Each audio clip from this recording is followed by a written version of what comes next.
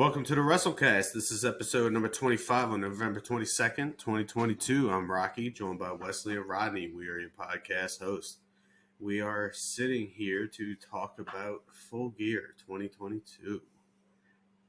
Got a couple of championships that changed hands. Not surprisingly. Right. This might have been their best pay-per-view of the year. I think. I don't know. I think the jury's out. We'll get to everybody's thoughts on it. I definitely don't think it was the best one of the year, but let's get on it.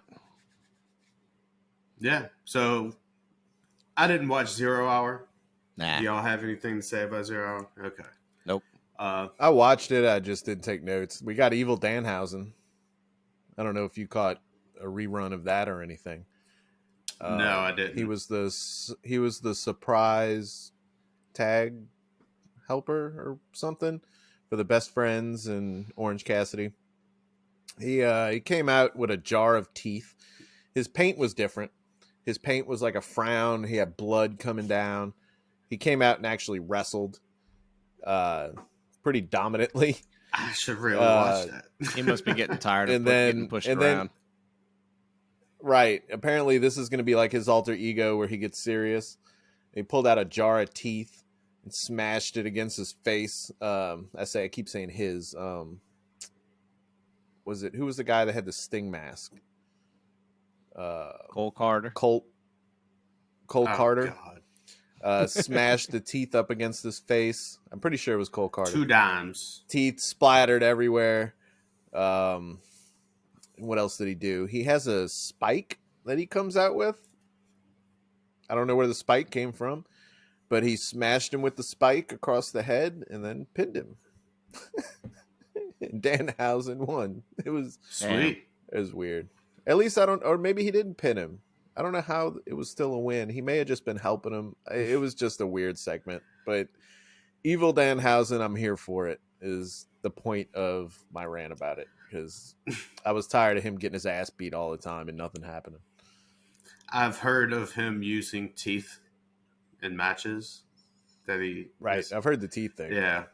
And hey... Doesn't he have a belt that has like teeth on it? He says it's legal because, hell, you bring teeth to the ring, they come with you, so what up? Right. Yeah.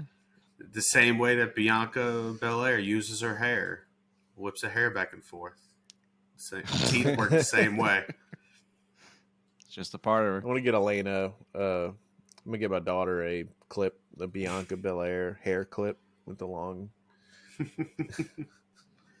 Well, the start of Fallout. Hang on. Before we do that, I'm looking at these notes.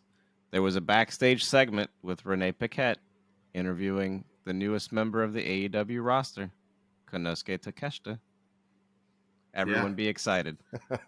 I missed that. All Elite.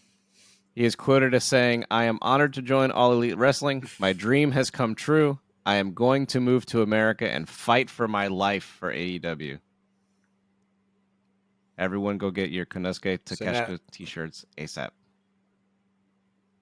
So all those losses are now going to start counting on a record, right? They've been counting. Do they still count? They never stop counting. Do they carry over? They never stop counting. Does he get a fresh choice? So he's going to get a win. Because they were treating him dirty for a little while. So is this like Drew Carey's like, whose line is it anyway, where the points don't matter? Everything's made up and the points don't matter? Apparently so. That's cool. He's good in the ring. Hopefully, they let him win some. That's all I want. He needs to get. He would be a good all Atlantic. Wait. I was just about to say he can go for the international belt. Yeah, the whatever belt. The all Australian. It's all Atlantic, right? Fucking Wesley says it different every time, and I've lost it. Our now. truth. But anyway, but yeah, that's awesome. I liked him. I like him. Well, I like to see him in the ring, so it's cool that we're going to It's see like him me more. with Daniel His Bryan. first official match needs to be a world title eliminator match against MJF that he wins. That would be great. Have him win it. Spoiler alert. Have Takeshita beat him, on a trip up or something. And then he didn't actually, we never visually saw him turn in the chip before he fought Moxley. And then right after he loses that, he's still like, he lost on a something, let's say it's bullshit. He instantly turns the chip in and wins the belt back. Takeshita's champion for like 30 seconds. That's fine. He's still it's still in the lineage of the belt. And then from here on out, Takeshita's like 1-63. And he's still the one-time champion. He gets the Perfect Brian booking. Myers Yep. treatment. Come on, the Tony. Brian Myers treatment. Nice. Right. Did they ever give the belt No. to Myers? No. Oh. I said for the longest when Brock had the belt, I used to tell my wife, it's like, they need to let this guy take the belt off of Brock. They need to let him beat him. Some crazy technicality would be That would great. have been great. Dude goes 1-276 with his final match, like championship win versus Brock, and then he gets fucking hammered on Monday Night Raw. The anti-Goldberg. Anyway, See, that we've already squash. gone off track. Yeah. Right. Yeah, let's get on this. All right. Let's get on to Full Gear. Yes, the first match, Jungle Boy Jack Perry versus Luchasaurus with Christian Cage in a steel cage match. I didn't see They it. fucked each other up. I saw the highlight of him Yeah. jumping off the cage through the table. Well, that was about it. Jungle Boy with the hide in his face so he can get a little color with the perfect razor blade cuts. Like, God damn it, you little rookie. Like, you're not supposed to be a bleeder. He needs a little more work on it. He doesn't have that Moxley finesse. He's Jack Perry now. He's allowed to bleed. Right. I don't know. I mean, Moxley has kind of lost the finesse when you just fucking see the blade and shit. Moxley doesn't care anymore. He's He's lost just that. like, whatever. Does it. It's just natural at this point. I'm gonna take this DDT through this table and like get buried under it for 5 minutes and then stand straight up and just go. He stops the match. Hold up. All right, let's go. Like this. Anyways. Yeah. Anyway. Yep. So, I don't know. Jungle Boy Luchasaurus. This was, I don't know. This was the opening match. It was fucking, they went fucking balls to the wall. They killed each other in the steel cage. Then It wasn't an escape the cage thing. I didn't understand what was going on no, it at was first. submission or pinfall. And then they got out of the ring, and I was like, "What?" Yeah, they did get out. Of course they did. Fucking somehow Christian had the keys to the cage. He's got some inside information shit going on. He got keys, but failed to get it open.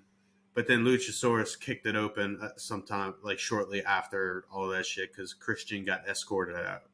Oh my god! Another cage spot where they couldn't open the fucking door. Like Yeah. Ty Conte and Anna Jay couldn't get the fucking Shark Tank open. Locks are AEW's weakness. Apparently so. My Can't gimmick that lock, brother. my biggest issue with the match was they. What do I say? No kayfabed the Luchasaurus Jungle Boy relationship. They ignored the fact that Jungle Boy was found in a jungle by himself, abandoned by his parents, Found by Luchasaurus. What? where this 20,000 or 200,000 year old dinosaur, like Jungle Book, raised him as his own. They left that out, and they said that they met each other at wrestling camp. And it's a good heartfelt story about how they came up and here they are. And I'm like, oh, come on. Is that real shit that you're talking there? Yes. Is that real shit? He alluded to it during the media scrum. Oh God.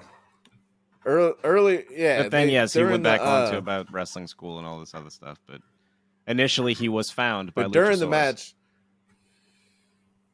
yeah.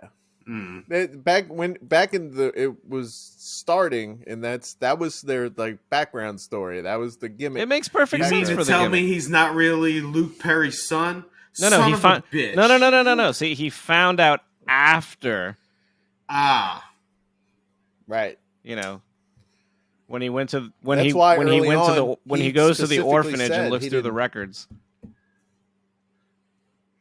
When AEW first started, he specifically said and told people he did not want to be referred to as Jack Perry. Yeah. Again, also in the media scrum, that was his like one request. He did not want anybody to know anything about his personal life. Right. He didn't want to ride the coattails of his dad. Right. He had a gimmick to hold up. So, but now they were just sitting there talking about it. Yeah, they went to wrestling school together and blah, blah, blah. And I'm like, oh, man, come on. Yeah, they were like, man, are you going to hear JR talk about, dinosaur life in the jungle? And I think that was another thing I think he said. He was like, I was really adamant about nobody knowing, Jack Perry, and fucking JR of all people, without telling him he was going to like say his name, I think accidentally says his name.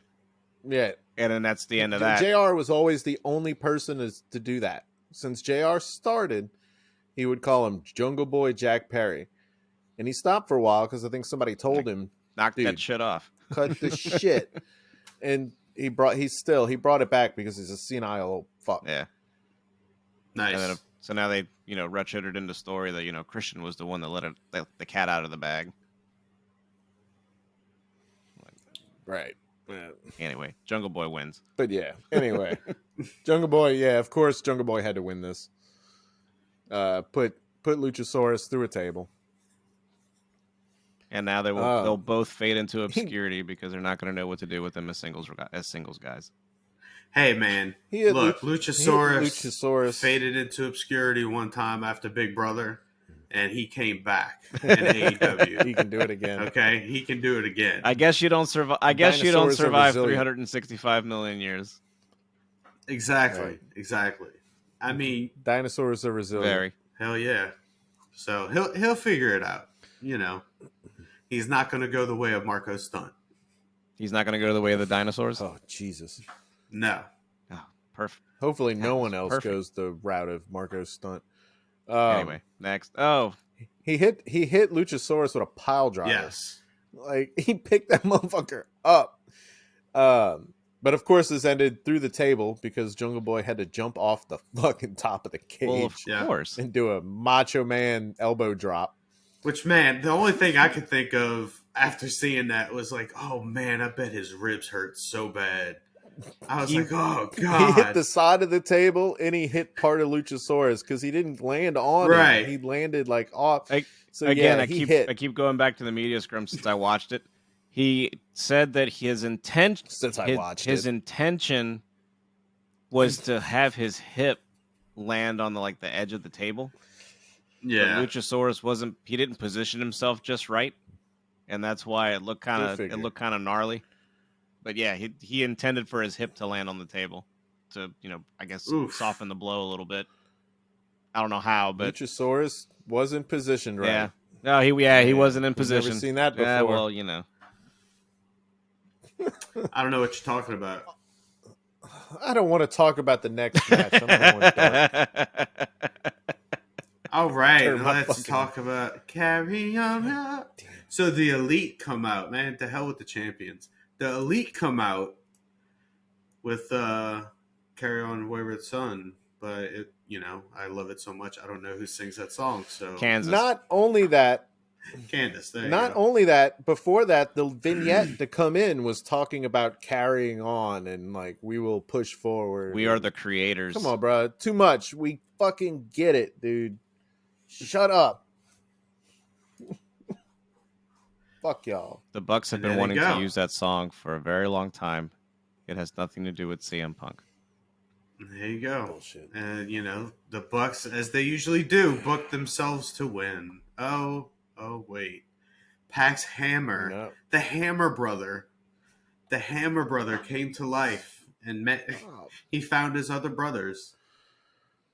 This was the one match where I definitely didn't see it coming. Like, I could look at the card and be like, okay, you pretty much know who's going to win all these matches. This was the only one that I was actually surprised because I'd convinced myself, like, they're coming back, they're winning these belts ASAP.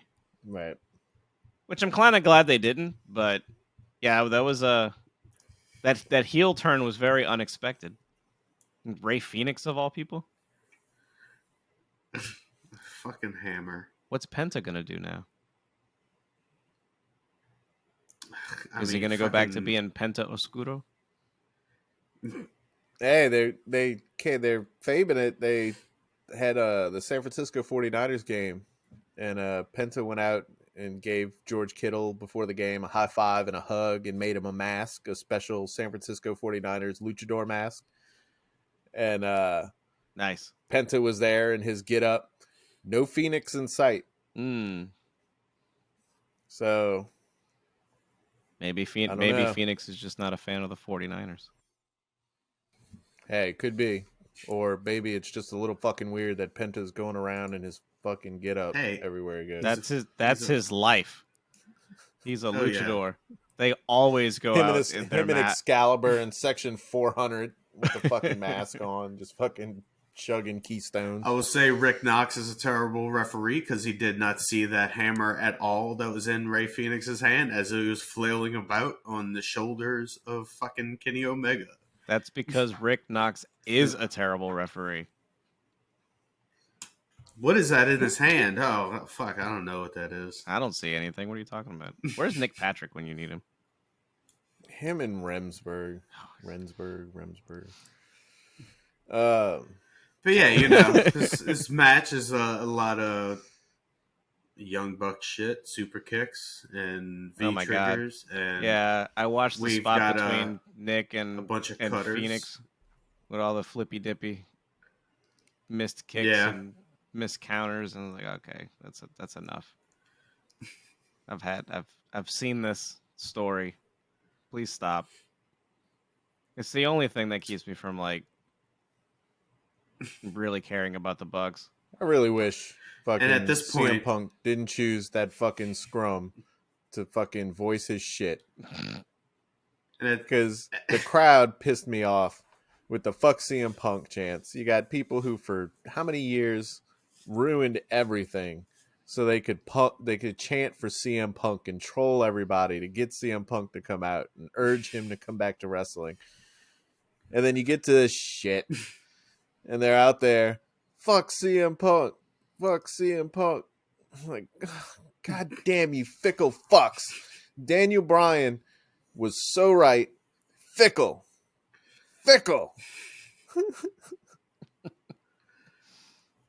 He's a... Oh, God damn it. There's been worse people in wrestling. Was he really that bad? If he would have just shut the fuck up at that scrum. God, that was the fucking straw, though. Look, I'm just really happy that Kenny Omega has recovered from his bite wound. They didn't have to amputate. They didn't have any makeup cover. No, he seems to have made a full recovery. Oh. The words of the night from none other than Don Callis when talking about fucking Ray Phoenix using the hammer. He had no choice. He had a choice. Lose like a man like everyone else in this business. This is sickening. This is an abomination. And I agree. It's fucking absurd that Rick Knox didn't see that hammer in Ray Phoenix's hand.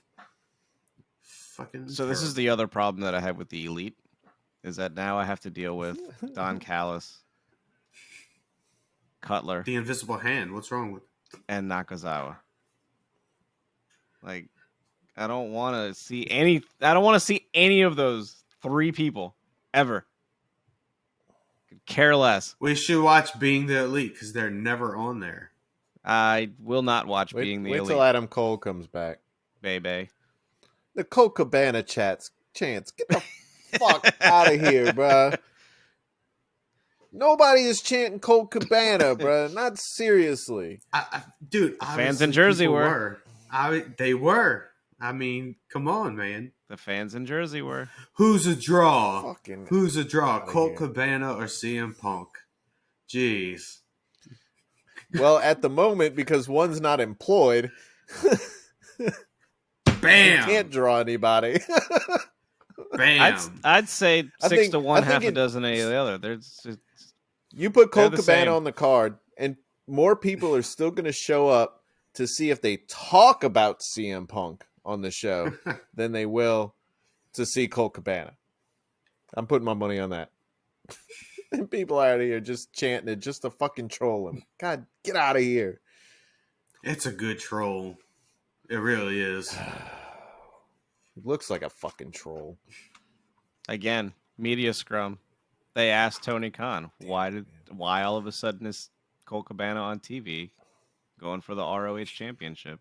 And his words were, it just made sense. He's a former World Tag Team Champion for ROH. He's been on a lot of ROH shows since they revived ROH. It only made sense that he could go after Chris Jericho's championship.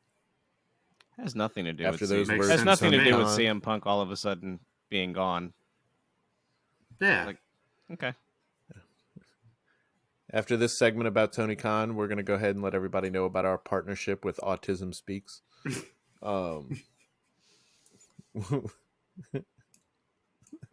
Wow. God damn it. He just says things. Let's mute Stop that it, and then Tony. insert the picture with us posing at Magic Kingdom. Damn it, Tony, dude. You know, Rocky, in hindsight, I really should have just done the... But you couldn't have, man, That's because what I would have been missing. Yeah, I know. See? I know. You see? I didn't get an invite. We should have scrounged up a few $1,000s to just get up and go to Disney. I mean, I'm sure you And could I have. could have been It'd have there. been fine. I could have been in there giving y'all the crossed fists. I could have put the little X's. Well, see, at that point, it's a different pose altogether. It's a super kick to the face, and then Wesley throwing a chair. That would have. It's different. What? No. I'm the Omega roll, so I'm getting the dog out of the way. Or in this case, a child. In this case, a child. Yeah. In this case, a child. Right. Get the 2-year-old out of the way. That would have been pretty funny. Grab the closest child. Sarah and That'll Jen go down well. Yeah, running the kids away while you two super kick me right in front of the castle. That would have been dope. Instead, it's Wesley carrying Pluto off. Yes. There's Goofy in the background. There you go. Biting somebody. Oh man. Fucking cow. All right. All right. So. All right. Off the rails. Hold so up, he's not a cow. He's a dog. He's a cow. He's so a dog. the winner of the match is the. No, I'm telling you, bro. Google it. He's a cow, bro. So the winner of the match is the ring bell hammer. Is that where we're at with this? Pretty much. Damn it! Stop Yeah. it. What happened? I don't want to remember that. Okay. Cool. Well, somehow or another, this leads to what will be the beginning of a best of 7 series, which is great. Sweet. So we're going to see more of this. We get to see this exact same match at least 7 more times. Or at least 4 more times, possibly a full 7. Wait. Yes. What? Yes. So the stipulation is there's a best of 7 series. The Bucks the Elite have to win out to win the belts. If they lose the best of 7, they don't win the belts. So the belts are not on the line each match. It's just whoever's the winner of the best of 7. So I can only hope that there will only be 4 of these, but they're going to find a way to drag it to 7. Kicking and screaming. Lazy booking. If only they weren't suspended for like the past few months. I know their run could have already come and gone. Yep. Is that the idea? They're just taking. They're like, hey, you've been gone this long, so we need to go ahead and cram all those matches you missed, so you can get your fucking contract. Probably. Jesus Christ! You need to be on 85% of the television for the year, or else you don't get your bonus. How many people are on this fucking roster that we need to see this? Like, let's get some people on TV, not named Colt Cabana. Well, he shows up. He shows up for one fucking match. All of a sudden, he's always on TV. Okay, well, cool, because this is a perfect segue. Non-Colt Cabana related, we get the TBS Championship match between Jade Cargill and Nyla Rose. There's no Colt Cabana in sight, Rodney. Sweet. Fucking Chitara, or whatever her name is. The best thing about this match was Nyla's entrance, with Vicky paying homage to Eddie in the lowrider and the "I'm Your Mommy" shirt. Yeah. The rest of this can go in the trash bin. There's just the two big wrestlers that don't have a ton of athletic in-ring ability. There's not really much they could do, so it was just kind of non-exciting. No. It was... The most exciting thing was like Jade's whole cosplay. I'm convinced she's keeping this belt until Statlander comes back. No, bro, I forgot about Statlander, bro. I mean, that's what they were setting it up for. Long? I wonder how long she's been out, because she's been out for a while now, huh? It's probably been 6 months now, give or 7 take. months. I mean, I know she had some pretty major surgery. That's crazy. We haven't talked about her since close to when we fucking started this whole thing. Yeah, I think she was out then. She had just come back because we had talked about her a little bit. Yeah, and then she blew out a knee again. She's been out a while. Been removed from the power rankings since August 10th. Okay. But like, she had surgery on both knees, I believe, on both legs. Yeah. Yeah. Yeah, that's a lot of leg to have surgery. And that's not the first time either. No, because she had just come back from injury when the Best Friends had that Arcade Anarchy match. Yeah. Remember, she had popped out of that arcade game and shit. She was just returned from injury from that, or at that time. Yep. Also. So yeah, I'm convinced that she'll probably be the one to take the belt off of Jade. Which unfortunately will mean that Jade will be out of the TBS picture and will probably slide into the World Championship interim. Yeah, no.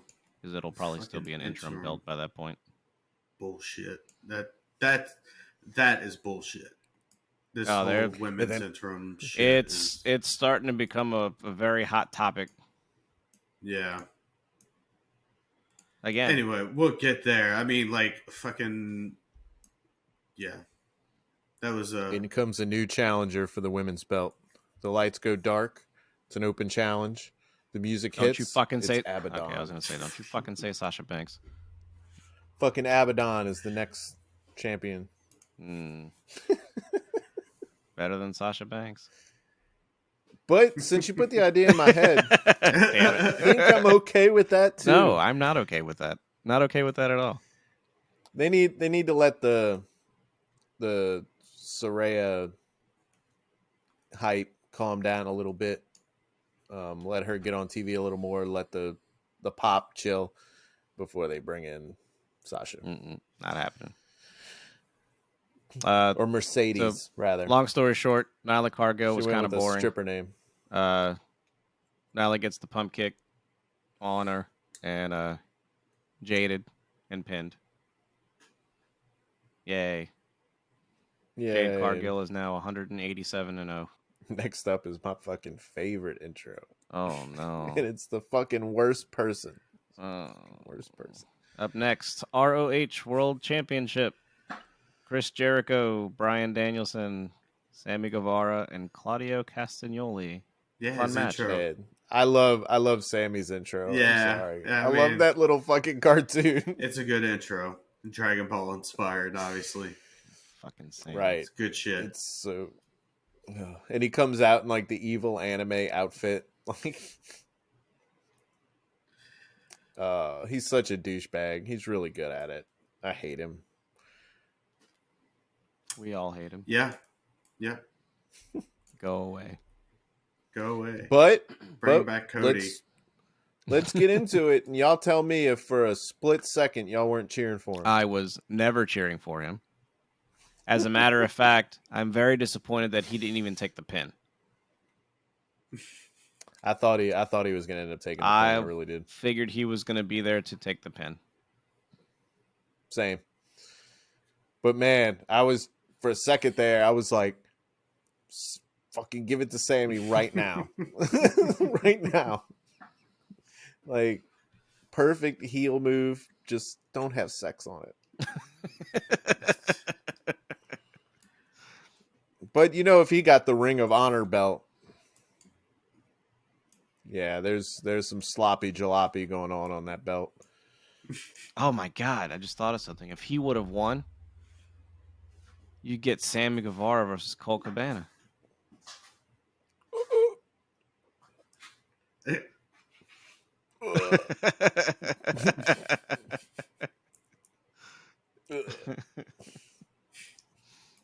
Oh man. Lame. Just saying. But anyway, they slapped the shit out of Sammy for a bit. Who was it? I think it was what's his face? Claudio. He slapped the shit out of Sammy at one point, and I thought Sammy's whole fucking body collapsed. His soul left. His soul left. His soul left the building. Have you ever seen those little toys where you push in the bottom and like the character like crinkles up as you push in the spring, and like you push it all the way in, and the body just like, bruh, I was waiting for his whole body to just shut down, and just like, I was like, good God, dude's heart exploded. But his soul still burns.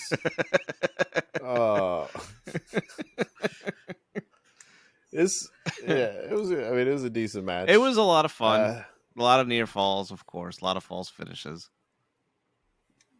A lot of uppercuts. Yeah, that was. I love seeing Claudio's in it. That's his main thing. European good uppercuts. I like him. I love it. His European uppercuts have slowly stopped being European uppercuts, and they're starting to look more like Street Fighter shoulder checks. Like fucking guile strikes. Yeah. Just like starting to look a little bit more like Shoryukens than uppercuts, but I'll still take it. Getting on that positivity train. That's right. Sure you can. Sure you can. But yeah, Jericho wins. Unfortunately. I pinned Claudio, dude. I mean, dude, he got him with the Judas effect. The ultimate finisher. Yeah, he won clean, didn't he? There were no shenanigans, were there? No, yeah. I mean, what I did like about that is Claudio did the big swing to Sammy, and Jericho did a leaping Judas effect. He leaped over fucking Guevara as he was being swung, and did the Judas effect on Claudio, and that's what knocked him out. That was good. I don't know. I don't remember if it executed. It was a little rough. To what they were. Yeah. No, it was a little rough, but I'll give it to him. The attempt. I'll give him the attempt. I liked it. And they were like, Jericho is slowly becoming the thing that he hates. One of the best Ring of Honor champions ever. No wonder why he wants to fucking kill Ian Riccoboni. Jesus.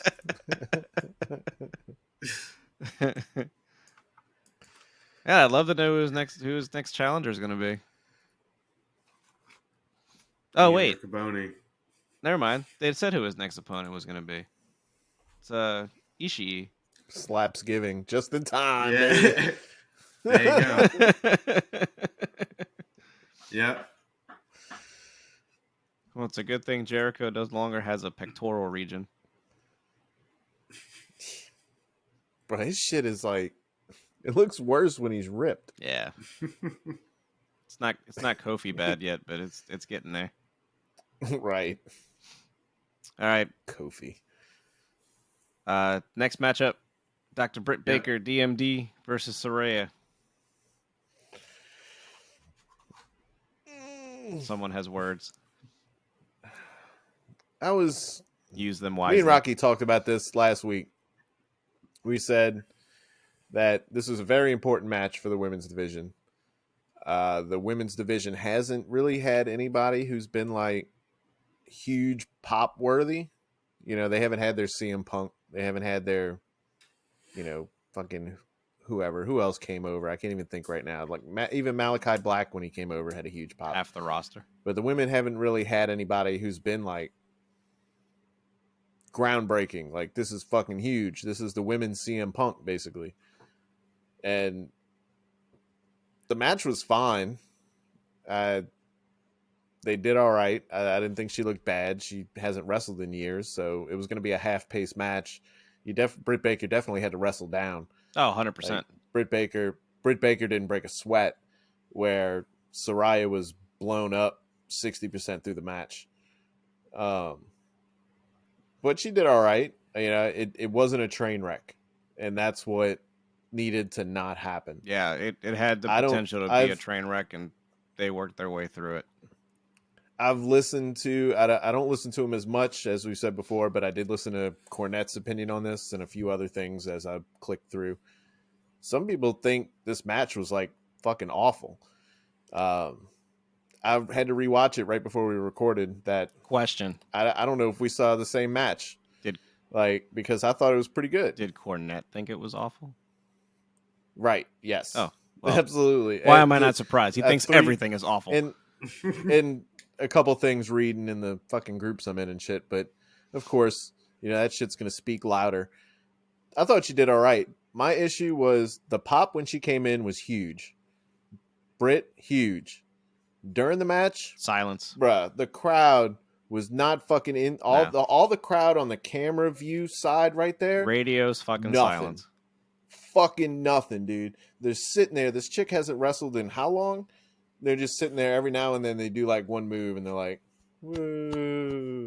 And that's the part that sucks. That's like, and they're talking to each other, pointing. They're like analyzing it. Like, I guess almost like they're basically analyzing this chick's performance instead of like getting into the fight. And you're on the camera, like, get into it. Yeah, but I mean, granted, we're analyzing it as we speak, but like, what is there to analyze? It was either going to be really good, or it was either going to be passable, or it was going to be a complete train wreck. Right. And it was passable. It was a good first match for someone who hasn't had a match in 5 years, who's come back from essentially the same thing that Sting came back from, who was out longer than that. And Sting was put in tag team matches, and his first match was a cinematic match because you have no idea how his neck was gonna react. Right. So right. It's also following that fucking ROH World Championship match. Action. A lot of big names. Yeah, action heavy, a lot of shit going off. Yes. I think this should have been the opening match. Yeah, but this wasn't like so deep in the. This wasn't so deep into the show that like as a crowd that you would be like wiped. Yeah. But I mean, at this point, you had a cage match. You had the Elite come back 3-on-3. You had a 4-way match. Like, yeah, but I personally think this should have opened the show with the big return of Saraya, who hasn't wrestled in years. Not only that, but like it's just crazy to think that like of the 3 women's matches, this was the one that got the least amount of reaction, aside from the initial pop. And I already think that it was crazy. Everybody was holding their breath. And I already think it was crazy enough that you had 3 women's matches on a pay-per-view to begin with. I mean, this isn't like CM Punk like where like he wasn't out because of injury. He was out because he chose to be out. industry. Yeah. Right. Yeah. It's it's a. I just mean a big return. Yeah, and I know it's I mean, it's a lot of risk to put on. Like, you don't want her to go out and wrestle beforehand because of the injury, the nature of the injury that she had. So you want those ticket sales too. Yeah, you want to make sure you don't want to give it away. Yeah, and I don't know.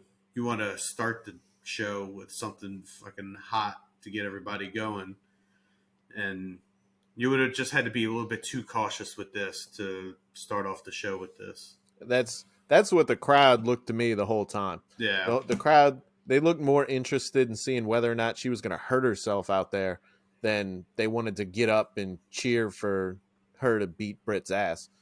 I didn't like. You wouldn't have had to been careful like how they with did this had Sasha Banks not drop kicked her in the back of her neck 5 years ago. Just gonna throw that out there. Wow, yeah, that's a storyline coming in, incoming guys.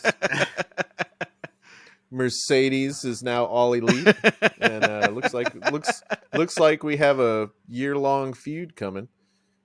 Dropping the seeds, she's gonna show dropping the her seeds. rings, and she's gonna say "fuck you, Wes."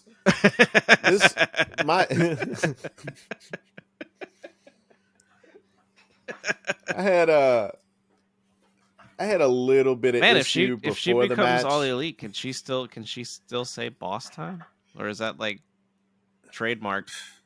Does WWE own that? I don't know. We're gonna have to. What are her rings gonna say now?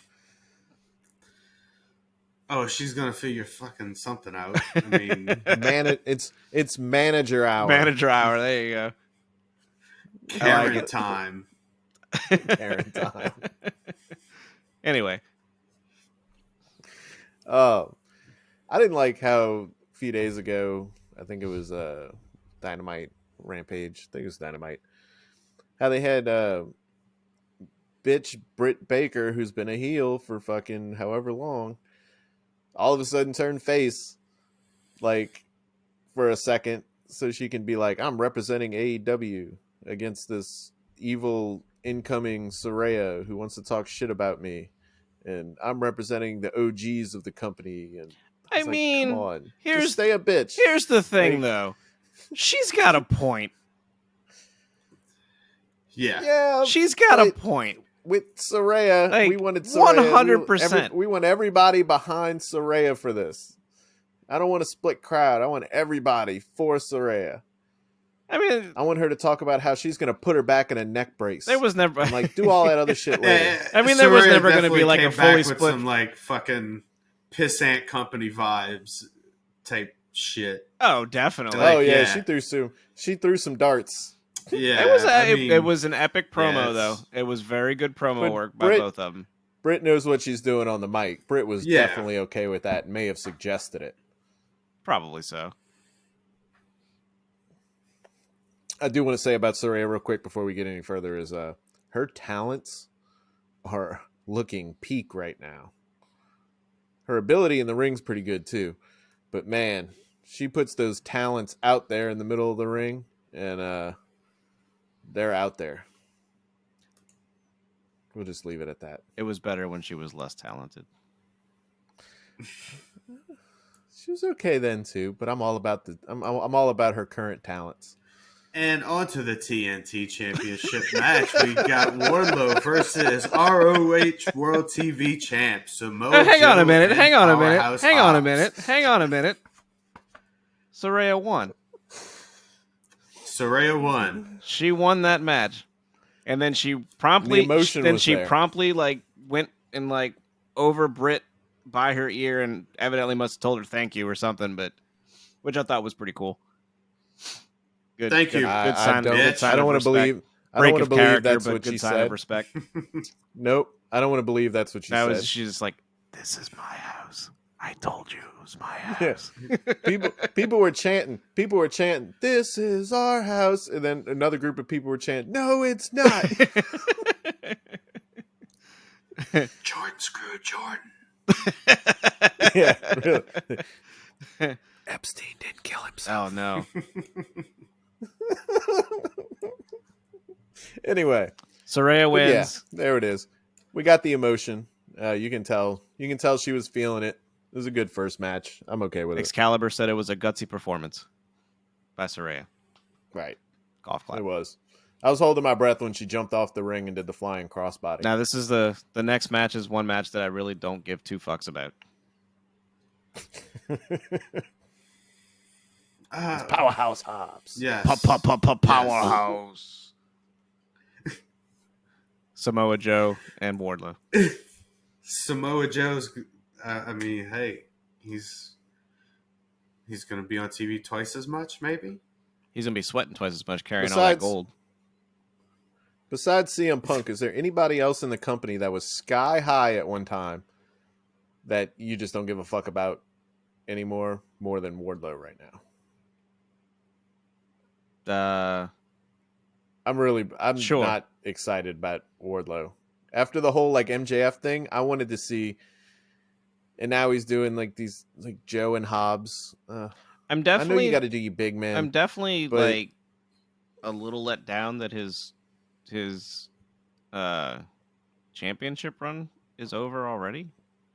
Yeah, right. I feel like he didn't do much except for squash a bunch of people. Like nobody like really big. He didn't wrestle anybody. Not really. Not many people, at least. What was his highest profile name? Like Lethal? I guess.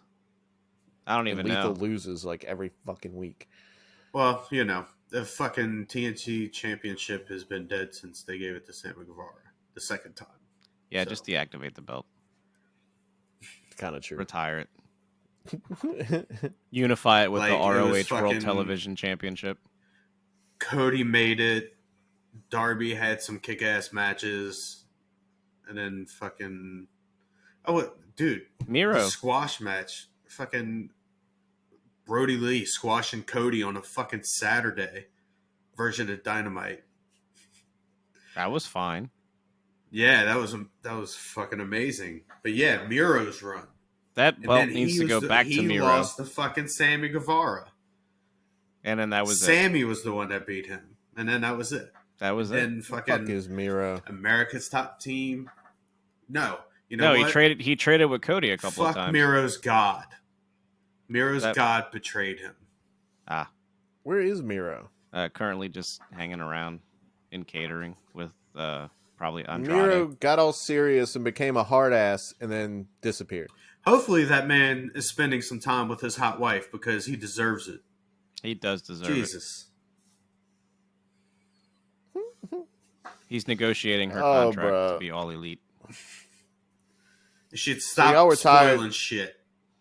So that she can go on to have a infidelity storyline with Powerhouse Hobbs. Oh, god damn it. Bro, that was literally remembers.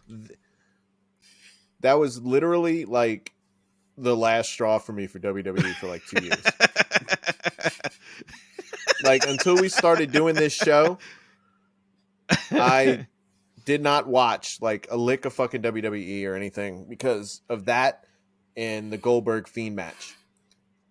I watched here and there after the Goldberg Fiend match, and then they started the fucking cuck fest with Bobby Lashley and fucking Rusev. I was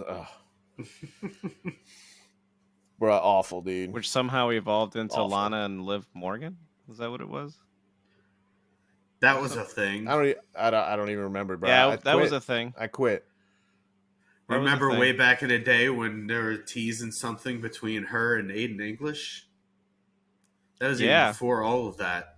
And then there was the other time where it was like her and somebody, but then like she posted Instagram story of the wedding ring, and like they dropped that story like immediately. Anyway, how the fuck we get? We can't get sidetracked on Lana shit. Well, it's more exciting. It's more exciting than Wardlow, Samoa Joe, and Powerhouse Hobbs. Right, a lot more because now y'all were already tired of fucking Joe, and now he's got the Ring of Honor TV belt and the TNT. Oh, wait a minute, I'm not tired of Joe. I just need him to be on TV more. He'll be gone for the next 3 weeks while he's double champ. Okay, I feel like I'm always the only person who's like Joe. I like Joe. He's just never around. Joe. He's just been like never fucking around. filming Twisted Metal and shit. Yep, right. Which is fucking weird. Oh yeah, I forgot he's doing the fucking Sweet movie. tooth. Nah, I mean, I like Joe. I was waiting a long time. Well, I say a long time. I started watching WWE in 2018, but I was waiting for him to become a champion, like become top guy. I mean, never happened. I'm starting to worry about his health and well-being a little bit, but well, yeah, now now he seems like cardio is a struggle in the ring. Is Turner Discovery doing the movie? Is that why they want the belt on him? And now here we are. Marketing. He's TNT champion and ROH World TV champion. So cool. See you in 3 weeks. Yeah. TNT championship was a lot cooler when they were just doing open challenges every week. So I miss Cody. I do too. There, I said it. He'll be back. Not in AEW, but he'll be back. Right. He went for cigarettes, and I'm still waiting for him to return. We get an OC Hager segment. I like this hat. Yeah, OC, nice hat. I like this hat. Damn right, I like this hat. He seems to have found his role. What's in the bag? Like you don't know. Just check out this thing. He's like belt. This All Atlantic Championship belt. Instead of R-Truth, he's R-Honest. It's just like his. It's like his thing now. He's like the big man in the back that looks the part, and he's just comic relief. That's all he is. He's comic fucking relief. He's the stupid goon. He's like he's one of the guys that like Kevin McAllister like punks over for breaking into his house.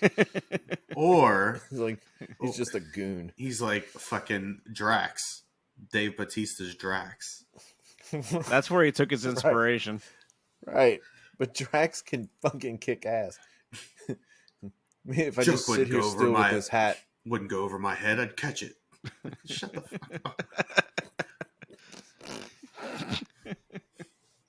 Yeah. I like this hat. Everybody likes this hat. Anyway, Sting and Darby Allin versus Jay Lethal and Jeff Jarrett is next. Oh, the more I think about it. Yeah, so I didn't have much notes prepared for this show at all. I didn't have any notes until like 20 minutes before we recorded. It's fine. Jeff Jarrett's still jacked. Jeff Jarrett can still go. That man will be AEW World Champion before his run is done. Did y'all see? He really can, dude. Did y'all see Sting throw Jay Lethal from off the top rope onto the ring apron? That shit looked nasty as hell. That looked nasty. It was bad. That looked nasty. When he took him out when they were brawling in the crowd and he got him on the guardrail, that looked nasty. Then he picked him up and did it again. Then he picked him up and did it again and again. It made me nervous because Sting jumped from the stands like he has been doing when he has a match like this. He took a weird angle. That. Yes, I was like, he overshot that. I don't think Satnam fucked that up, but yeah, Sting went. He took a bad angle, a little too much, and I was like, "Ooh, that shit looked like that hurt." I was like, I thought he busted his face. Yeah, on the I was like, guardrail. oh, he landed on his head. That's it. Yeah, because the way Sanjay's like immediately like over there, like, oh god, yeah. Like, he hit him. He just hit him too high up on his body, so Satnam couldn't protect him. Dude went right over his shoulder. Yeah. So like when they went down, bruh, his arms were caught up on Satnam, and his face was just like exposed. So I know he hit his shit. Satnam, however, did catch Darby. He caught Darby from like 20 feet. It's just like fucking clean, dude. Just boom. and then chucked him about 50 feet. And it went and threw him up the ramp and shit. Yeah, that's the thing. Like, again, I mean, maybe it wasn't as effective as Ethan Page throwing Darby off the damn stairs, but it was pretty much the same. It was just like, just fling you out. Fuck how you land. I'm gonna just throw you onto the ramp. That's fucking Darby though. I swear, like before every match, is like, just pick me up and throw me. Like, can you imagine? Don't worry about it. Just throw me as hard as you can. However I land, I land. No, for real, he likes it. It's fine. Yeah, he's totally fine with it. Like it's okay. Just to plug him again needlessly, fucking Marco's Stunt. Oh, can you God. imagine if they had beef with them and fucking he could throw Marco's Stunt just as far as he fucking could? He would throw Marco's Stunt like into the second row, into the second like layer of the stands. It would go over the ground floor and like into the nosebleeds. It's like that. Just pictured him fucking flying, dude. It's like that fucking gif. I don't know if y'all seen it of Keith Lee launching fucking Adam Cole in NXT. Yeah, like fucking rose when he shouldered, he like steamrolled him. He's like, shoulder checked him. Fucking Adam Cole just disappeared. No, he's just gone. He's so small. And here we are, we're blasting off again. We may have had. Oh man! Insert Jesse and James flying into the sky.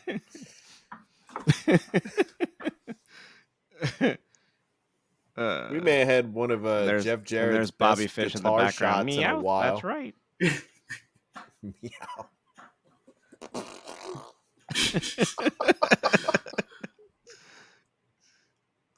A picture like he's got the stash and a fucking gold coin in the middle of his forehead. He looks like he should have a top hat and be like inviting me into a circus. He'd have been if he was. Don't if he was go around, into that circus, sir. Do not go into that tent. He'd have been the perfect third man for the vaudevillains when the vaudevillains were a thing. He's like a Goosebumps circus director. Snidely Whiplash. Bruh. Anyway, off track. The guitar shot is what I was getting at. It was one of the best Jeff Jarrett guitar shots I've seen in quite a while. He did the coffin drop backwards, and fucking Jarrett just came out and crushed it just over his fucking back.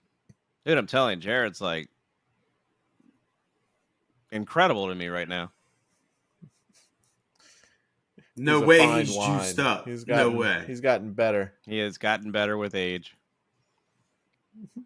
Now onto my big problem with this match, and Satnam Singh being a fucking goober, taking the Scorpion Death Drop. What do you mean? What was wrong with that? Oh, I don't know. He looked like a fucking goober. He did. Thank you. You're talking about the one where they. You talking about where they tag teamed it? Yeah. Yes. Ultimately, where they all the way back. yes. Then... Yeah. He's only sitting in that position for about 5 minutes while Darby's fucking setting himself up. Yeah. Like, come on, man. They were sitting there. They were like, he can't get him. He's fighting his way out of the. It's like, how do you fight when your whole body's bent like that? He's not fighting. He's got like leaned so far over because he's so damn tall. Because he's so damn tall. Like, come on, man. And I think like Darby forgot the spot because things like get up there. Come on, I can't hold him much longer. Get up there. Fucking Darby probably had like 3 concussions that match. Probably. Oh, because can't remember. There was a spot. There was I don't know if it was a whole thing that was planned or anything, but him and Lethal turned towards each other at some point and looked like they just ran fucking smack dab into each other, like fucking slam their heads into each other or some shit. I was like, God damn. I wouldn't be surprised if they did. That fucking looked nasty as hell. It was a rough match. Yeah. It was a very rough match. And I hate... It wasn't terrible, but it was rough. I hate that they didn't time that lethal combination into the Scorpion Death Drop. Yeah, right. Because if sucks. they had hit it like they were supposed to, it'd have been a fucking thing of beauty. Yep. Oh yeah. But that was basically the finish to the match, so which kind of sucks. So can we get Jay Lethal and Satnam Singh and Jesus, Sanjay off my TV for a while? Nah, we're probably going to see them a lot. You remember how like we were saying how much we hated America Top Team and wish they would get off our TV? I guess Jeff Jarrett's the new what's his name? Whoever the leader of Top Team was. Dan Lambert. Dan Lambert. There it is. I'm the last outlaw. He's the Jake the Snake coming out for Lance Archer. Dude, Darby's back looked fucked up after he got up from that one. Because, like, he fucking stood up and, yeah, it looked rough. It's cool. He liked it. Oh, for sure. Y'all have watched Stranger Things? No. Oh, fuck. Well, fuck that reference. I'm glad I'm not the only one that hasn't watched Stranger Things. Missing out. They say. Fuck strangers. Fuck it. Fuck it all. Okay, Rodney, your favorite match of the night is up. I have no notes for it, bro. How do you not make notes?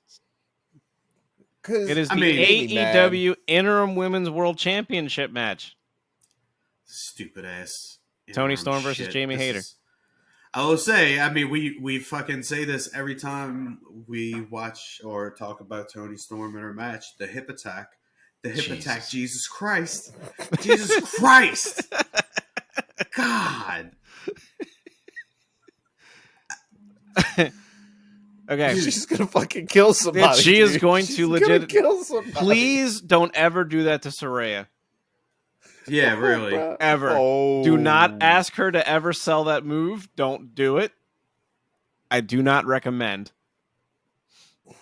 I'm going to jump around. It's like getting in a car wreck. I'm going to jump around this timeline a little bit and jump to the end of this thing because this interim thing has got to go away. If your champion has been out long enough... 30 days. No, I'm not even going to go with that. If your champion's been out, to be on TV in 30 been out days. long enough that you have now had your interim championship change hands, it's no longer an interim championship. It just isn't. Nope. Means nothing. Means absolutely fucking nothing. It doesn't mean a damn thing. And the thing that sucks is Jamie Hayter now has it, and it doesn't really mean anything, which is a damn shame. Which is good for her, because Tony should have it anyway. No. Suck it, both of you. Nope. Both of you. Nope. My balls. Nope. I want to, yeah. I like that Hayter won, but she needs to be champion. She doesn't need to be interim champion. Right. And, whatever's going on with Thunder Rosa, it's fine. I don't really care. Whatever her deal is whatever it is. But yeah, I don't give a fuck. You have hit a point where that belt needs to be stripped. Yeah. I'm sorry. You've lost your chance. You lost your turn. But yep. Other than that, we'll go back into the match. These two girls beat the piss out of each other. Yeah, they did. Yeah, they did. They beat the piss out of each other, which is fine because it was fun to watch. And this was the match that the crowd was fucking into. Oh, yeah. I guess because Hayter's so over, but... Storm is too. Tony Storm is too. Super fun to watch. Yeah, this was a good match. And again, fucking... What? The hip attack is the only thing I remember because... At this point, just because holy shit, the way that I don't know. I want to see her in action live and watch it at full speed. Yes, because Jesus Christ, it just every time it just looks so fucking intense. Rocky's hip attack is my poison Rana. Which we'll get to later. Yeah, no, this show. I don't know what else to say other than this. This was a lot of fun.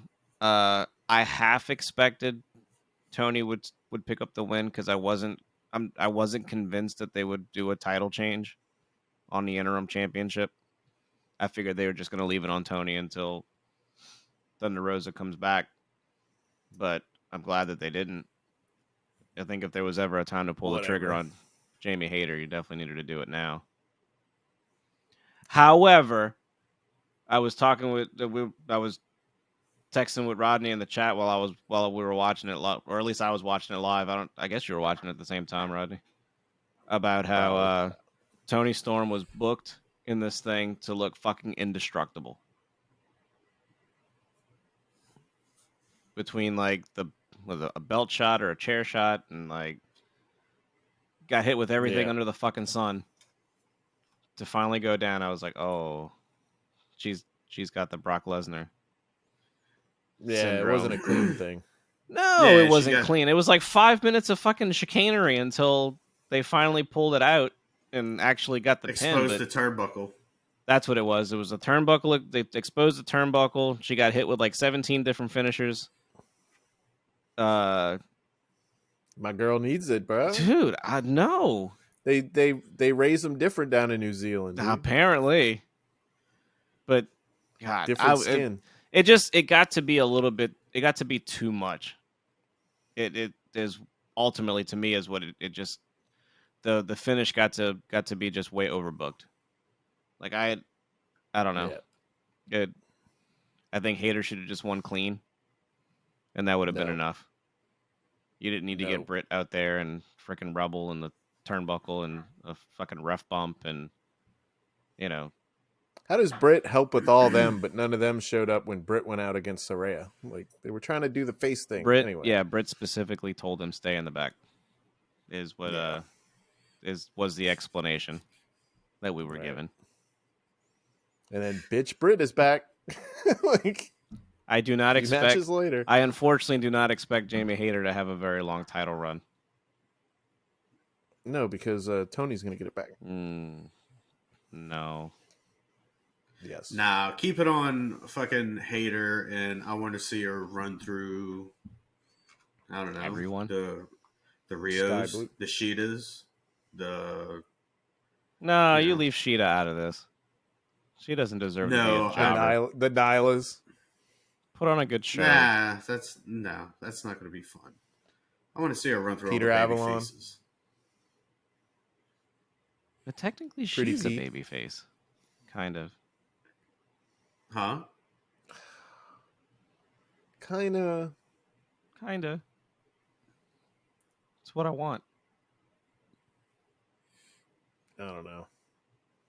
She's just hanging with the wrong crowd. That's all. She's kind of got that Danny Garcia thing going right now. Yeah, right. Make sure she doesn't get a fucking hat that she gets obsessed with. I like this hat. It's all over from there. It's all over from there. I'm also starting to notice that for whatever reason, these women's noses are made of glass. Because Tony ended up with a busted up nose. Well, at least they bleed the hard way. Yes, they do. Unless you're Britt. Britt doesn't have a problem blading. She just gets it up in the hairline, I almost wore that shirt. Role model. Yeah. You got to do it in the hairline, though, because you can't end up with, Dusty Rhodes' forehead. See, now that I think about it, look, Mox bleeds all the time. Yes, he does. And I just think about, does he? Just thinking about, back in the day. I mean, I feel like Ric Flair bled every time I saw him. He did. Every time. Close. He did. So, I think maybe Mox might get too much shit. But also, Mox doesn't have the blonde hair that when it bleeds, it's just... It looks fucking... I don't know. used to love seeing Ric Flair fucking bleed. And it looks like he just ate a deer heart in front of the Dothraki. Exactly. Horse exactly. Right.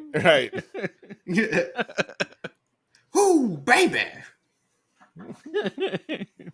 Nature Drop boy the elbow on the gets deer meat. That dude used to bust himself open wooing too hard. Oh man. So Jamie Hayter wins, hard fought match. They beat the crap out of each other. She is now the new interim women's world champion, which hopefully will drop the interim name at some point because it's bullshit.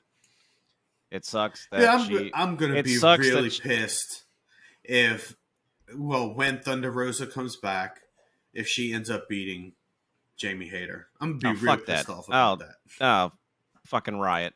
Bullshit. I'm going back to WWE if that happens. Yeah. Go back to NXT.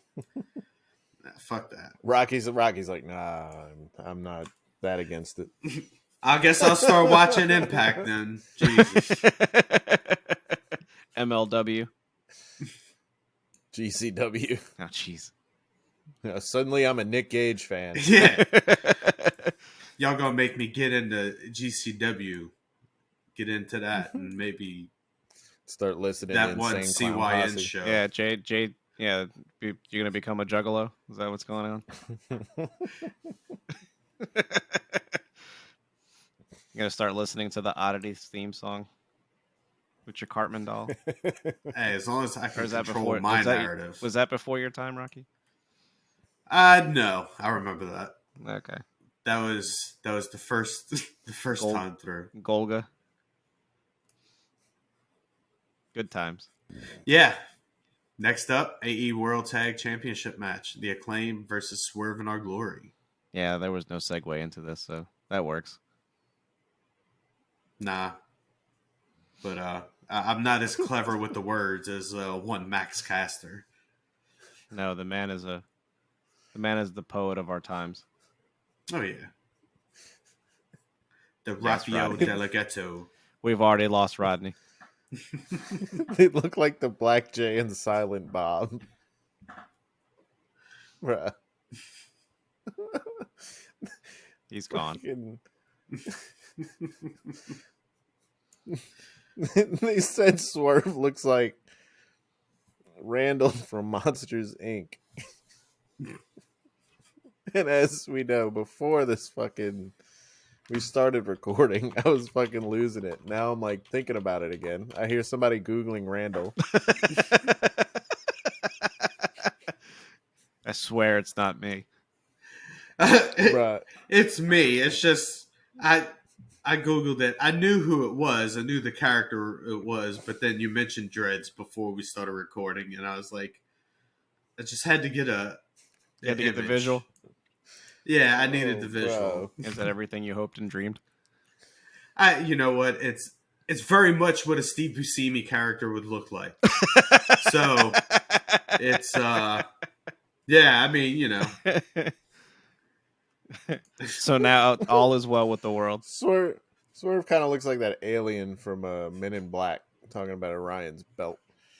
Oh, jeez.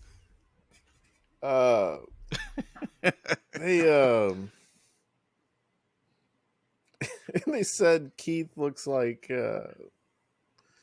Homeboy from The Blind Side. Fucking dying, dude.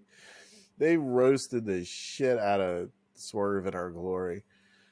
This is getting better. I thought it wasn't, but if they can come out there and whoever they're going against gives them permission to just roast whatever the fuck they want, Acclaimed is going to be really good with title belts. But the thing is, man, like, he's mostly grabbing from fucking news shit. He's that's grabbing happening. from topic of the week. Oh yeah, Right. Like he's. I mean, he goes in on people, but like he does a lot of pop culture. Yeah, he does outside references. shit too. So it, like he said he's about to they're about to drop Swerve in Our Glory like Adidas dropped Kanye. Yeah. Excellent. It's good shit. Very good Relevant. shit. So good. Dude, they got pissed off for not being able to scissor, so this is what happened. They just let it loose. And dude finished his rap and went, hold up, I got more.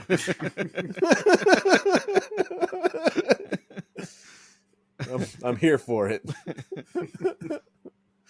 Oh man. King Kong ain't got nothing on me. The first thing I got the first thing I have written for the actual match is probably Wes's cue. His favorite thing in the world. The fucking fact that Keith Lee has no business taking a poison Rana at all, ever. Boy, talk about hold your breath, bro. Dude. Like, I get it. It's an impressive feat of athleticism to, like, coordinate it and make it work. But, absolutely not. He's limitless, bro. This is the second time that we've seen that. Have we? Yeah, we've seen it before. That's not the point, because at some point his fucking head's going to end up in his fucking shoulders. Right, no, but I don't think we've spoken about it, because I don't think you were available to talk about it. I don't know. But yeah, I remember seeing this once before, and man, seeing it again, it didn't make things easier to look at. It's not any better than it was the first time, or the second time, or the third time, or however many times he's done this. It's never going to look any better, and it's always going to look like a fucking stretcher job waiting to happen. Yep. Again, it's impressive. Just look at Big E. But please stop tempting fate with this fucking move. Other than that, this match was fine. It was entertaining. I hail it. Like as we said, hail the athleticism. Like, no, I did. Dude, I'm good with it. Power to you, bro. I can't believe you were able to do that. But I don't want to have to cringe every time it happens. But good for you, dude. You can do it. We all know now. Stop. Yeah. Just like I don't need you to like get a running start and fucking flip over the top rope or do anything flippy dippy. I get it. No more belly to bellies, Ridge Holland. Again, I like to see people tossed like he did with Adam Cole. He tossed Caster across the ring, which is fine. Yeah, but that's all I need. I don't need you doing, fucking Brock Lesnar, so shooting star presses off the top rope and shit. You're trying to limit. Yes, I am trying to limit. Yes, I am trying to limit the man. I understand. He is the pill that unlocks your brain. I understand. You don't limit that. I understand that he's limitless, but there needs to be some limits. But there's no limits. It's like One Punch Man. It doesn't matter what you say. It's going to be one punch. Like, I can't argue with that. Is limitless. Like, it doesn't matter your opinion. Our opinion doesn't matter at all anyway. We were talking about how he threw Caster across the ring. Yes. He also threw Bowen, but then he also beat Bowen with Caster. Yes, he did. That's always good. Yeah, that's always good when you can use another person to beat on another person. When you can beat a motherfucker with a motherfucker. Like, that's an impressive feat. See, I will not limit that. I'm good with that. That was hilarious. Dude's just somebody got it. He's just funny to watch because he's such a brick wall that he's just like stands there and he's like, dude, really? Like, why are you even attempting to do anything to me right now? Did you catch where somebody got ejected from the crowd? Yes. Asshole, like midway through the match, everybody started chanting asshole. No, I didn't see that. And Taz was like, "Oh, it looks like somebody is getting ejected. Those asshole chants aren't going towards the wrestlers. They're going towards that guy." Yeah.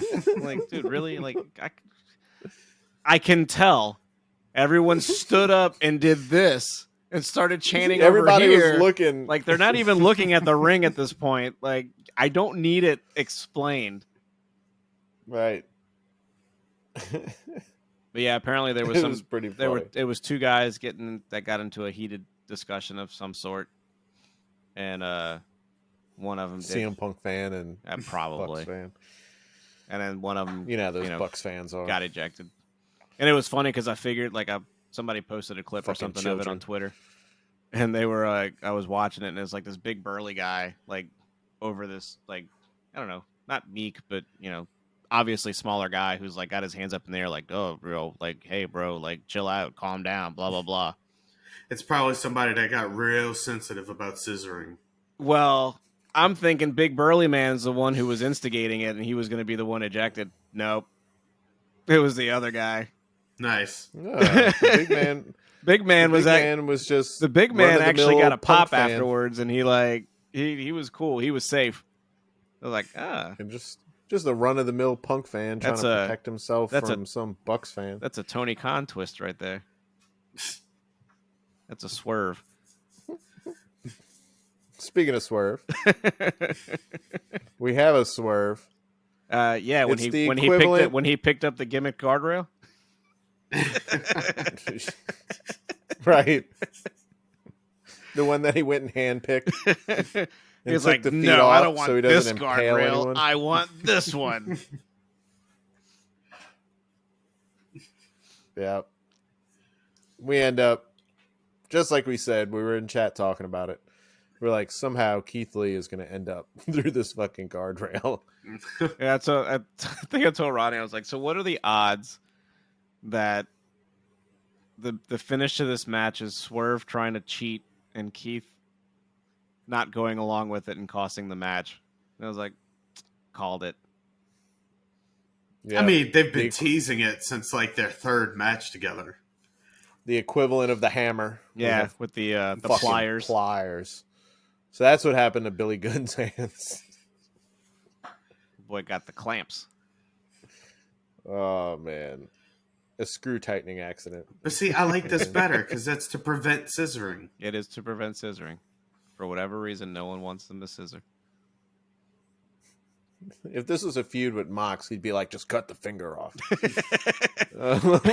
I don't need it. Just cut it off. I'll surgically reattach it later. It's fine. Just put it on ice. Right. Automatic blood dispenser.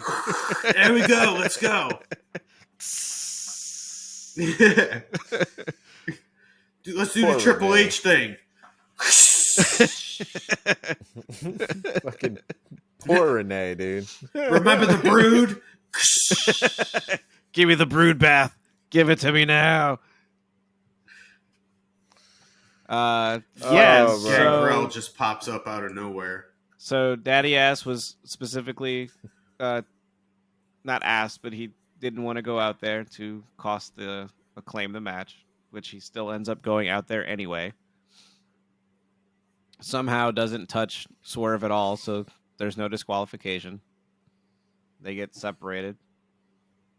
The clamps come out. Those fucking hands. Looking like a fucking PS1 sprite. Sneaky Swerve, can't be a man and do it himself. So he tries to get Keith Lee to do the job. He says no. He gets slapped, and that was the end of that. Fucking bitch slapped fucking Keith Lee. Just all out, dude. And Keith was just like... I don't even think he moved. They just got up, he got his ball and went home. Yeah, dude. he's just like, I'm tired of this shit. I'm going. I'm out of here. Picked up Bowens like he's some little toddler that he knocked over. It's just pats him on the back. You got this, buddy. I like what they do with the Acclaimed also. Since Caster is the draw of the Acclaimed. Tag team, great. Oh, of course. Caster is the one, is the draw. If they ever But I like how, if you notice, Anthony Bowens wins almost all of the matches. Yeah. If you watch them, they're all set up for Anthony Bowen to get the pin. Yeah, but he's the Marty Jannetty. Get the roll up. If they ever break up, he ain't going nowhere. That's unfortunate. He's not bad either, but no, he's not. Nah, and he's done he'll have a job. Single, but, he's done a bunch of singles matches with fucking the likes of Moxley, I think, and just Yeah. some of the other main event guys. Yeah, but he'll never be like a main He'll- event guy. Right, yeah. That acclaim gimmick has so to stick what? together. He's It's like Xavier Woods. Him and Max are fun. It's like Xavier Woods over with the New Day in WWE. Kofi got his singles push. People like Kofi. Kofi can get fan base behind him. As much as we love Xavier Woods, Xavier's never going anywhere. I mean, yeah, Xavier's never going anywhere as a solo talent. As much as we love him, like, he's not going to win. He's just going to be there to perform. I mean, I've liked him since when he was still in TNA as Consequences Creed. So, but together, it's the New Day. Yes, it is. don't. We need Big E back. Anyway, main event time. AEW World Championship match. Jon Moxley with William Regal. There was a DraftKings bet on whether or not Mox or MJF were going to bleed. We're going to what? Bleed. Surprisingly, neither one of them did. Oh, yeah. That's why Mox lost. That's why he lost. You're right. If DraftKings allowed the book, if they would allow the sports booking here in Texas for the DraftKings sports book like that, you'd have lost that bet. I'd have lost money. Yeah, you'd have lost that I'd have lost fucking money, dude. We all would have lost that. I saw that and I was looking at it and I was like, man, it was like minus 450 Mox was going to bleed. So it was like they knew it was going to happen. See, I would have been more inclined to think that MJF would, because he came out with, like, for whatever reason, like the getup, like the pads and the boots and the tights, even though it's like what he normally wears, it was like oddly Ric Flair-esque. So I was like, oh yeah. And he did the most Ric Flair thing by walking down the ramp and motorboating some lady in the front. And then, not only did he do that, like, but that strut instead of a leapfrog, was freaking cool. I was like, damn, this dude. And it's like, you know what? Playing to the crowd. It doesn't matter if he won the championship or not. He won the night walking down the fucking ramp. So, you know. Not jumping into the crowd? No, he didn't. No, he did the he did the thing that I would do if I was like a championship or if I was a wrestler on MJF's level. I would not be fucking stage diving over guardrails. I'd try to be motorboating. You'd be motorboating. My wife, I'd plant her in the crowd, and then you know. Good. But good save. But yeah. Jungle Boy will be doing it soon. All those MILFs that come to see him. Oh my God, Jack Perry. Right. Matter of time, dude. This was a really fun match. It went exactly as planned. Yeah, it was... The Regal swerve. Actually, I don't know. I kind of thought Mox was going to win. I don't know. Here's the thing. I knew they couldn't let MJF lose, but I had the stipulation with the chip. You can't have the hometown guy lose a championship match in his hometown. You just can't. This is Tony Khan 101. I don't know. AEW would not do it. WWE would fucking murder somebody at their hometown. This is TK 101. There was no way you'd have a fucking riot. There's no way that he wasn't winning that belt. I think it would have been an interesting twist if he didn't. But there was no way he wasn't there. There's no way. I think I personally probably would have not have had him win straight away from just coming back. I think it's one of those like too soon, kind of too convenient things. But I think it's also probably a good way to get the belt off of Mox, which he really didn't need to carry it even though there was nobody else. Let that man take a vacation. Let the man go home. But I think this is all like the final reshuffling of what should have been had CM Punk not CM Punk'd his way on out. Whatever. He got yeeted. Yeeted? Yeeted, but in an elite way. Man is his worst nightmare, his own worst nightmare. I know he yeeted a chair.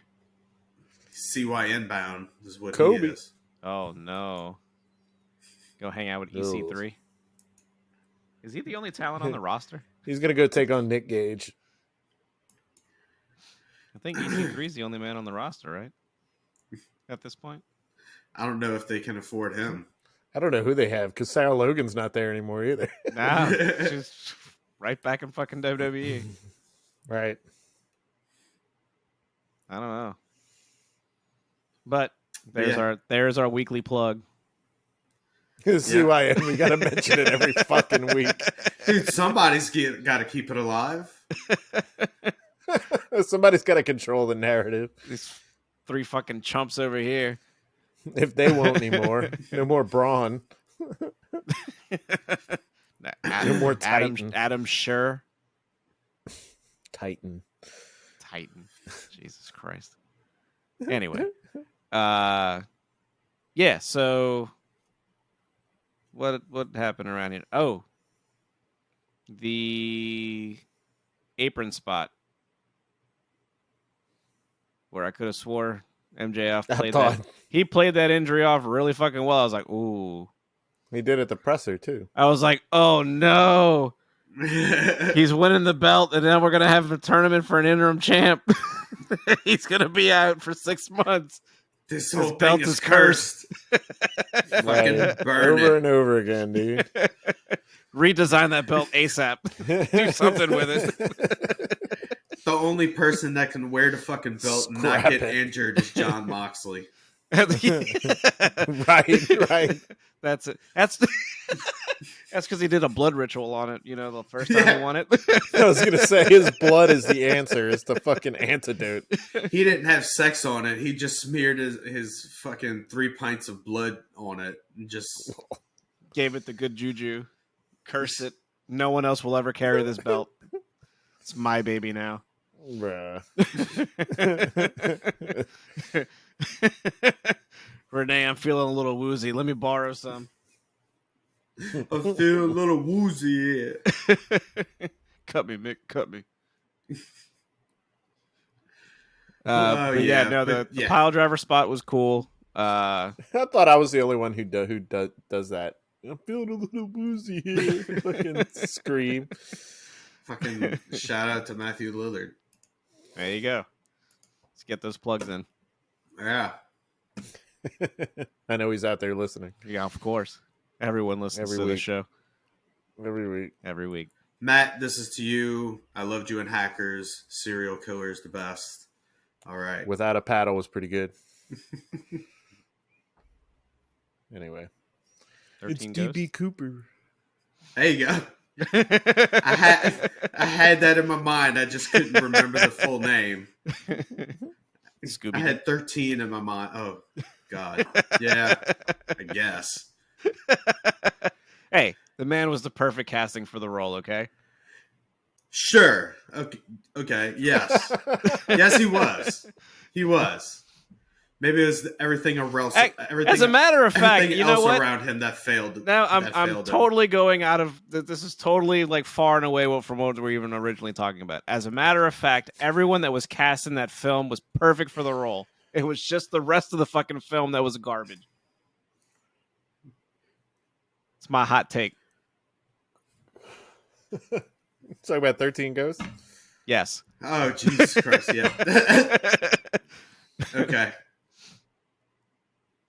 Rocky's got no idea. No, I know what you're talking about. It's been a long time. I know what you're talking about. It ain't 13 I never Ghosts. thought we'd be talking about fucking Scooby-Doo on this podcast, but here we go. We just did it. This is fucking.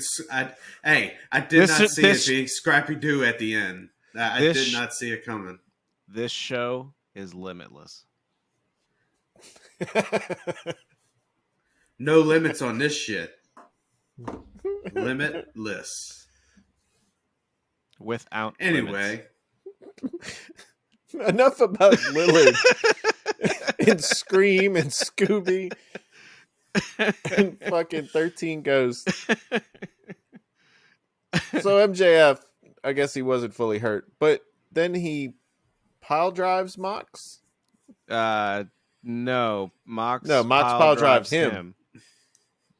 I wrote that wrong. Then he gets like that I'm picturing, I'm like, wait, that doesn't sound right. He gets puts him through a table. Yeah, and then he gets the 9 and 9/99ths of a second count that shit. before he jumps back in. I hate that shit. Yeah, 9 and 9/10. Like I'm dead, guys. I'm dead. I can't move my body. Yeah. It's when the I have a half a second. That's when the ref turns into your mom and she's like 1, yeah, 1 and a half. You fucking get your ass in this ring. They jump into the ring and it's like, and I'm dead again. It's like Asuka did that in WWE a while back with Becky a few months ago. Yep. Fucking Asuka was laid out, dead. Ref goes 9, and Asuka's like, whoop, let me get in the ring. Gets in the ring, hops in, full of energy, and then just rolled her up for a pin. Yep. I was like, what the fuck is this? It's like when a fucking tag team. That was her rest period. That's how she got her her second win. You need a rest to get fucking pinned? It's like when somebody fucking tags in from a tag team or some shit like that, and they just fucking, or not even tags in, but when they dive to break up the pin, barely touch your foot, and you just sell yourself, throwing yourself slap. It is like diving slap. Like roll across, just launch yourself across the ring. So yeah, what else? The Heat Seeker that he hit on Moxley was fucking amazing. That had some good impact to it. God, a lot of good fucking pile drivers. Yeah. At one point, Mox was all up in his face, and he's like, "Hit me, motherfucker!" Fucking loud as can be. Loud as fuck. Hit me, motherfucker! Come on, motherfucker, get up, hit me. I think if he was still in WWE and he pulls that shit, I'm like picturing the truck out back of the arena, and you know how they have the thing like where the FBI is listening in on your phone calls, that meme, and just the guy throwing the headphones, like fuck. Fucking Vince would be having an aneurysm. God damn it! God damn it! You don't have to wonder what the fuck he did do it. So he had a whole little section in his book about fucking having to go apologize to what's that fucking that beaver looking dude's name that Cornette likes to refer to him as? Kevin Dunn.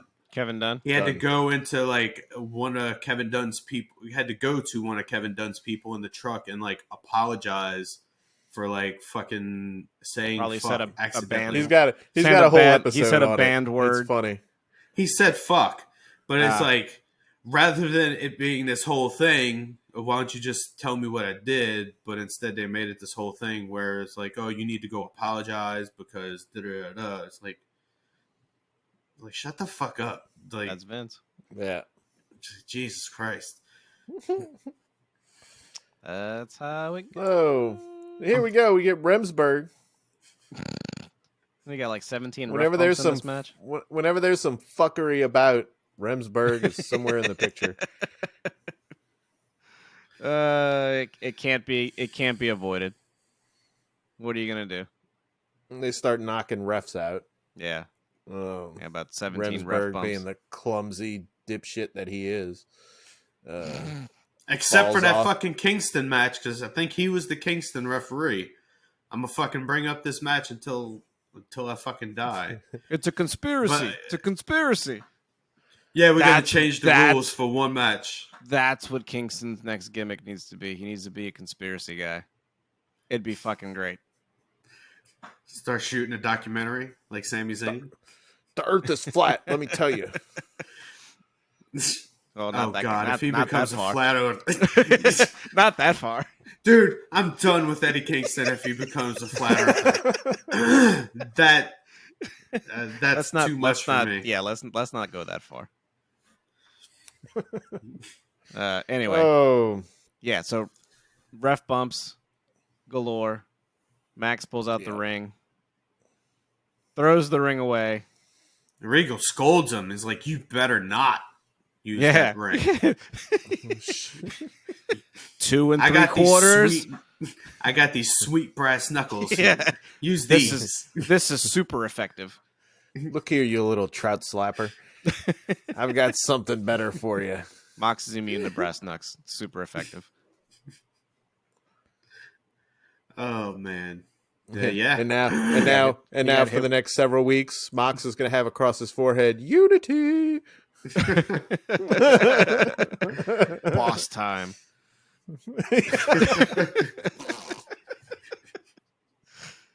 Bro, that would be so great.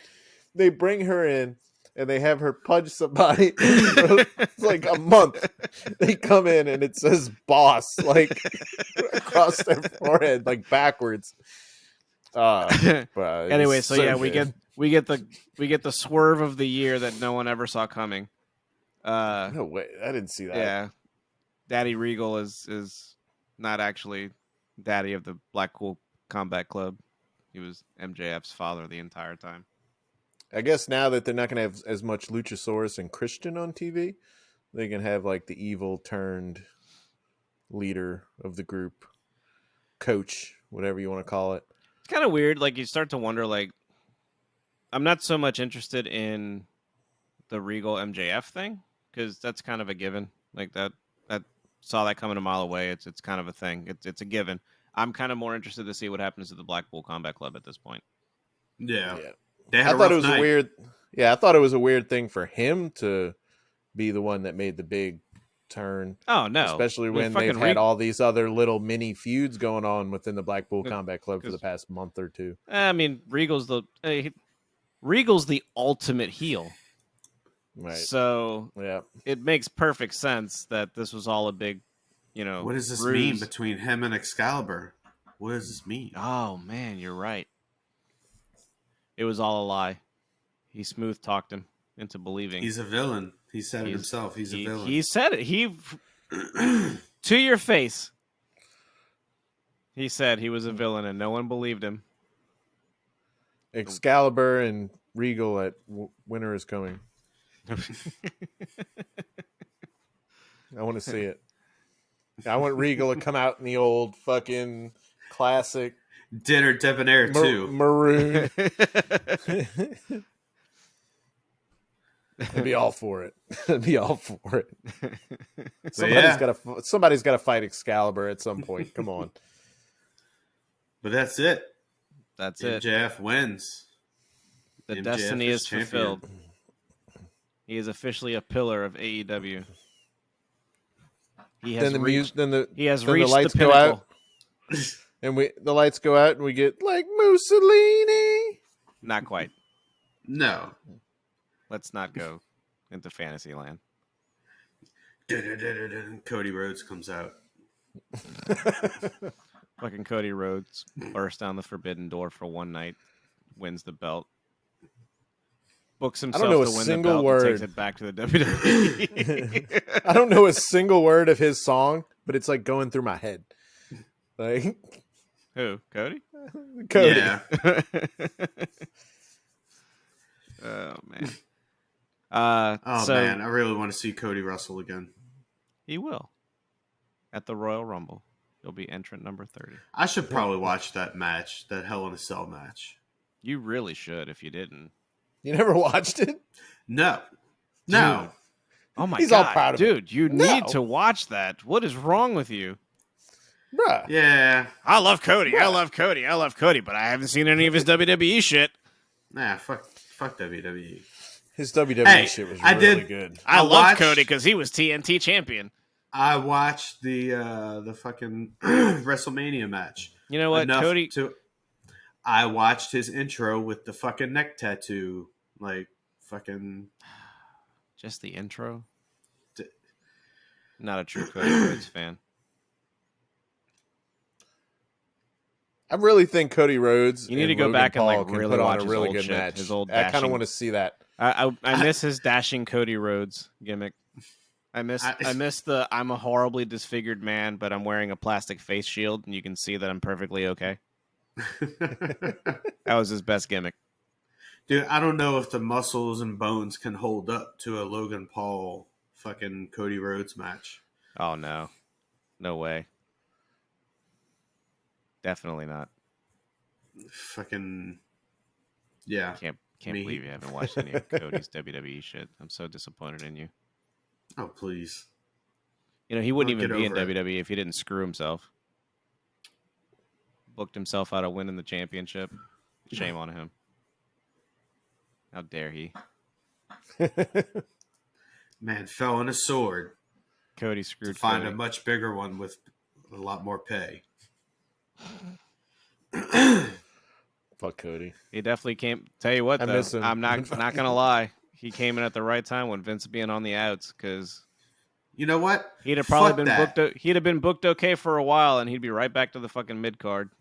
You know what? Fuck Cody Rhodes. Had he not left AEW, we probably wouldn't have had all this shit with Sammy. So it's his fault. See, it's his fucking fault. God damn. Or the shit with Punk. The man needs to be booed immediately. Punk is always fragile. I think Cody. Happen. I think Cody would have helped kept Punk in line. He's the cult of personality. I don't think so. I think it would have been. I think he's one of the. It would have been people, fucking. It would have been Cody and Punk feuding, not Paige and fucking Punk. I think he's one of the only people in that company with the name recognition and power, locker room respect that could have. Maybe. Other than that, Punk was just thought he was larger than life compared to the rest of them. I mean, in all fairness, somewhat defense to Punk, they kind of blew him up to be that. Right. So, I mean, why wouldn't you want to believe your own hype? They blew him up like it was the next coming of fucking Hulk Hogan or whatever. You know, whoever you want to throw out there. They ran Cody off too, though. So the Elite? Yep. Ruined everything. Damn EVPs. I know. Look how they booked themselves. Jeez. I would have gotten away with it if it weren't for you meddling EVPs. Jerks booked themselves to lose a match. They're probably also why I don't get my Ruby Soho. Hang on. They booked themselves to lose one match so they could go back and win 4 in a row.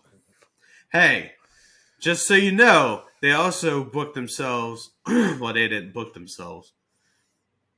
But they also put over fucking Private Party in like the first fucking episode of Dynamite. Yeah, you know what that shows me? That they have no fucking clue who to put over, because what's Private Party doing now? It sure as hell didn't help them.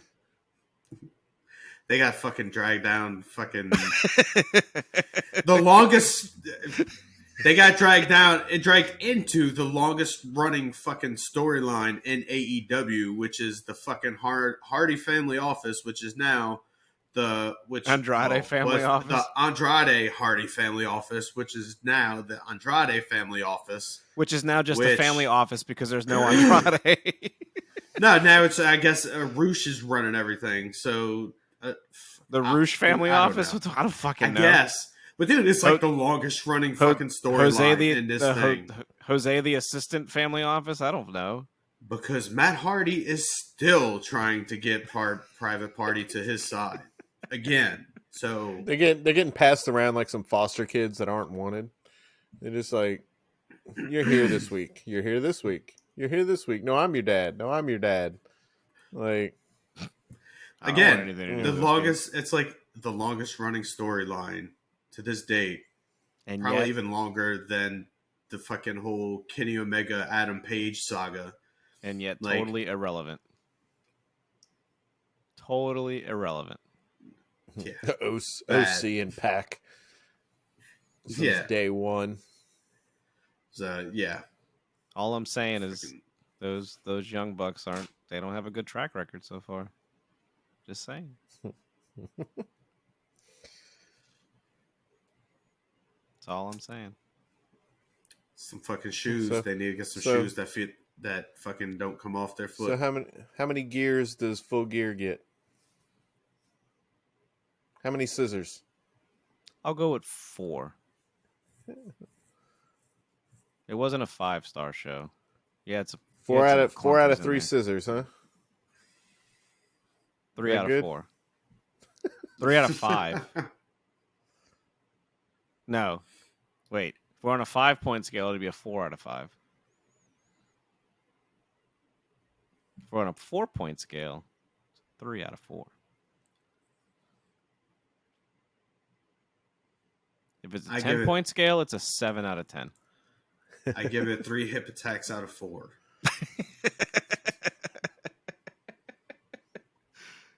Good job. I'm glad that we now all understand my grading scale here. Because it's fucking weird. I'll go 8 Danhausen teeth. Nice. There you go. Could have swore you were going to give it like 8 Colt Cabana booms or something. Jesus Christ. I give it 8 out of 7 CM Punk bitches. I was going to say, Rodney gives it 8 Mussolinis. Yeah. A cult of 8 personalities. Nice. Okay. Well, I think that's it. Yeah, that's about that. That'll do it for this week. I think we've got enough nonsense in the show this week. Yep. Just moving forward. Just looking. We need to know what's happening with the interim belts and MJF, and what else we got. We need to find out Saraya. Yeah. We need to figure out where Saraya's going. But I guess what's next for Jeff Jarrett? Yeah, I'm cool with it. The Last Outlaw. ROH I'm the last TV belt. outlaw. I guess. I don't know. This fucking freezer. Chicken's done. That thing is fucking on its way out, and it beeps every time we open the door now. Nice. Anyway, that's it for this week's episode of the Wrestlecast. If you want to drop us a line or have a question for us, email us at laughingmangamecast@gmail.com and put Wrestlecast in the subject. Hit us up on Twitter at laughingmannet. Thank you for listening. See you next time. Find us on the YouTube and the TikTok. Word. Do it. Peace out. See it.